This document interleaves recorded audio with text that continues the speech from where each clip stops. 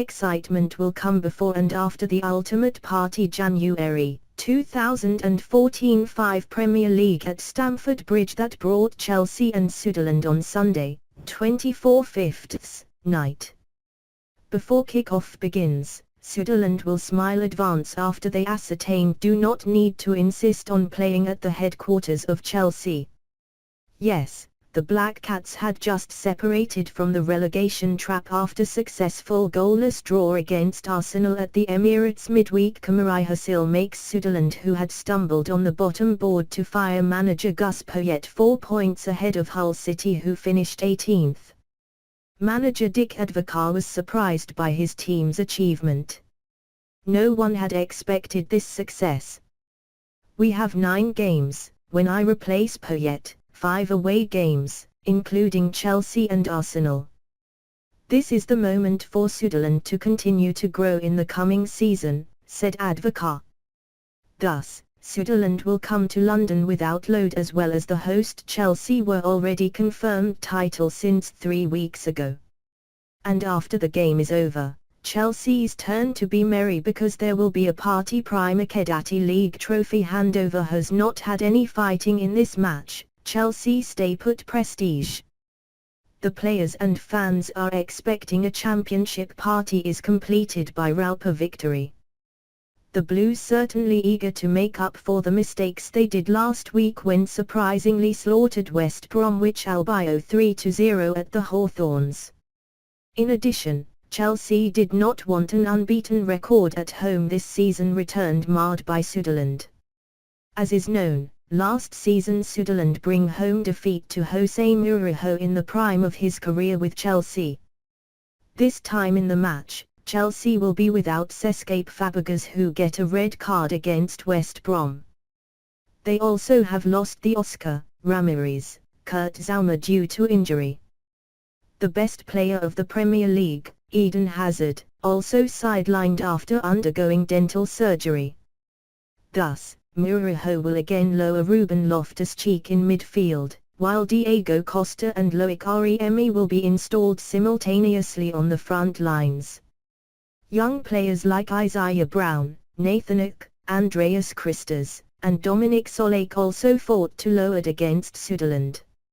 Attendance at Camp Sunderland also abundant. Successive Jody Gomez, Wes Brown, Rookie Alvarez, Liam Bridcut, Danny Graham, up goalkeeper Costel Patilamo. Everything cannot play against Chelsea due to the still injured. Argentina's flaws pile pressure on Messi. The Barcelona forward has been in fine form at the Copa America, but is still lacking help from his teammates as the Albiceleste struggle to score goals at Chile 2015. CONCEPCION, Chile Lionel Messi could not believe his luck. Colombia's David Ospina's outrageous save denied the Argentine attacker from a close-range header on Friday, and 4 full games into the Copa America, the Barcelona forward has only 1 goal to his name, a penalty against Paraguay in his opening match.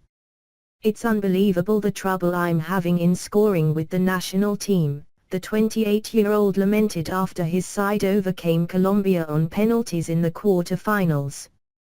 But it is not just Messi. Despite its fine football, Argentina has netted only 4 goals in as many games at Chile 2015, and that is putting even greater pressure on its captain in this tournament. Since scoring twice in the first half against Paraguay, the Albiceleste have added just 2 more goals in 324 minutes of football.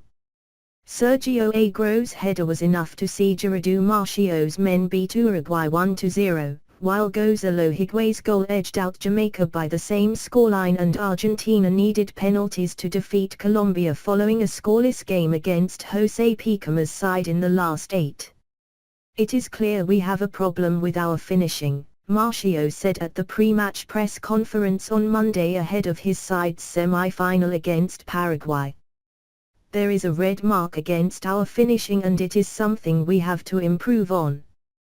But I agree with Javier Mascherano that it is more of a coincidence than anything else. Perhaps. But the problem is more than just the finishing. The return of Lazio's Lucas Biglia in midfield for Argentina's second game, against Uruguay, gave Marchio's men better balance defensively than with ever Biglia there, but it has also restricted the Albiceleste attack. Biglia gives us more balance in midfield, Tata said ahead of the 2-2 draw against Paraguay on June 13. But Biglia gives us more play.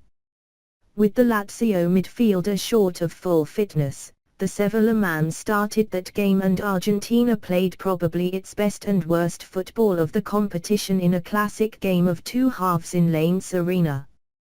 With Biglia back, they look more solid. Goals, however, have been hard to come by with him on the pitch.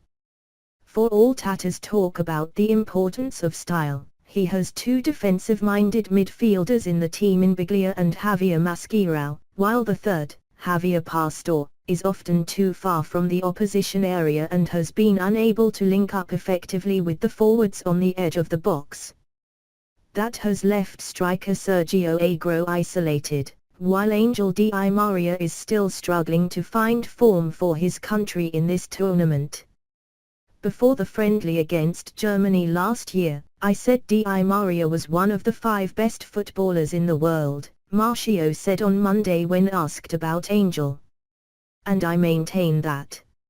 In truth, however, the Manchester United winger is nowhere near his best. Di Maria thrives when attacking spaces at speed, but Argentina has faced 4 defensive rivals so far in this Copa and only against Jamaica did the former Real Madrid winger really impress. Up against rivals squeezing spaces, Marchio is keen for his fullbacks to push forward and help the attack. That, however, is another problem because Marcos Rojo is a converted centre-back who offers very little offensively and Pablo Zabaleta lacks the pace to really threaten down the right, although he did set up Agüero's goal against Uruguay with an excellent cross. That strike saw Argentina at its very best. Some superb trickery from Pastor took 2 defenders out of the equation, Zabaleta then whipped in a pinpoint centre and Agüero headed home. And more of that is now needed if Argentina is to go all the way into the title in Santiago next weekend.